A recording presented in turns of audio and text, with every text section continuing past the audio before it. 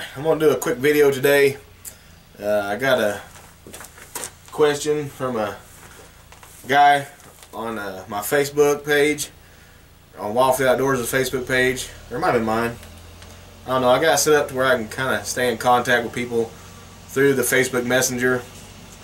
But apologize for the noise, got some brush hogging going on, but I wanted to kind of get this done as quick as possible to help this guy out. But well, his problem is he lost a couple traps with some coon, and he's using wire. When you're using wire, you're taking a chance, always. Now, I've caught several with wire. I used to only use wire, but it only takes one time for me to lose a trap before I start figuring something out. But you know, I don't want, that's too much money to be losing.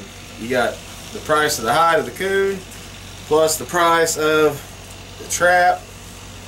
So I'm just going to show you what I do to kind of help stem that from happening anymore. I go to the farmer's place, the tractor supply store, or the co-op, and I buy baling wire. That's tough stuff. I've already got these hooks here, but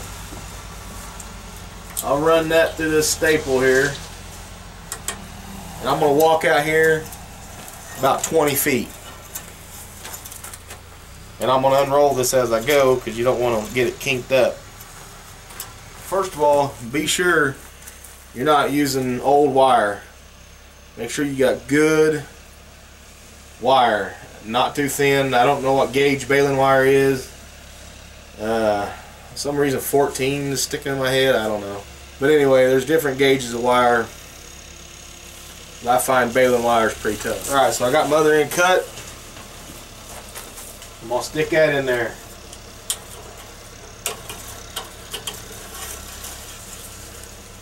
So instead of 20 feet of wire, now I've got 10. I'm going to straighten this out, like so. This is the other end. I'm going to pinch this down.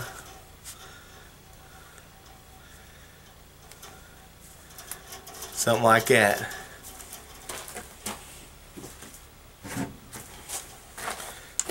Got the old drill. Stick that in the drill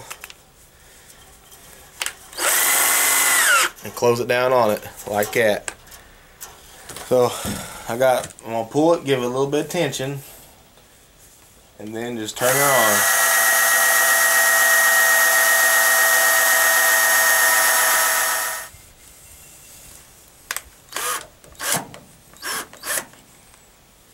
And there you got it.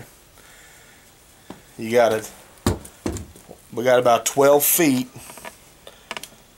of braided wire. Just that quick. I mean, no time at all. All you gotta do is have a good sturdy anchor. Run your wire out, like I said, 20 feet. Cut it, put two ends down there. Put this, I mean, this is Gene showed me this trick a few years ago, and this is the only way I wire off traps now. There's no wrinkles. I mean, it's not gonna look all crappy in your basket. It'll roll up nice, and that's what I'll do. I'll just roll it up. Is this gonna make it 100% guarantee that you're gonna catch your coon and not lose it? No, there's no such thing, because them suckers, when they get caught, well, there's a reason why when you catch them there's a spot bare in the ground like that. Everything chewed off and tore up. I mean, they're just like little destructive beasts when they get caught. Meaner than the day is long. But that double braided wire that I mean, this is just baling wire. That's going to up your chances of not losing that animal. Now, you can also throw in swivels. So they spin. They're not, spinning on the wire. That will decrease you losing your catch. Another thing I like to do, if I'm going to wire something off on a creek set, because I used to do, Jim was asking me, I wired them off to roots, and they're getting my traps, breaking them. Well, I started in the early off season, I will, if I'm up and down the creek, I'm going to be trapping. I'm looking for rocks that I can tie or wire to. A rock with a hole in it is perfect. You know, something big that they don't want to drag around. And I will put the rock in the creek and tie it off to the rock. And when a coon gets caught and he's in the middle of a creek and that's his only option is to mess around that creek, they don't fight as hard. I don't know what it is.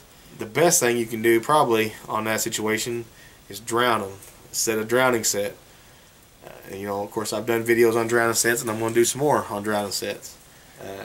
Trying to keep that animal in the creek where he's wet, that will up your chances. Not giving him the ground to grab onto and the roots to pull against. But nowadays, what I do to keep from losing any fur that I catch or the coons that I catch on the creek is, like I said, the rock idea, or I'll just tie them off to a giant stump, a giant piece of wood.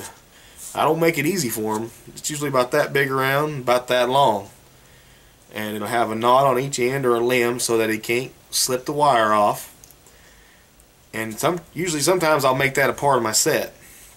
That they won't drag off very far at all, and usually they're right there somewhere. And it also gives them a little give, so they're not pulling right up against the root. Things out. They'll help you, and hopefully they'll keep you from losing any more traps, man. I hate to hear that. I know how much traps cost. I hope this helps you, Jim. Thanks for contacting me. I love talking to you guys, talking trapping, and helping out wherever I can. God bless you all, and I'll see you next time.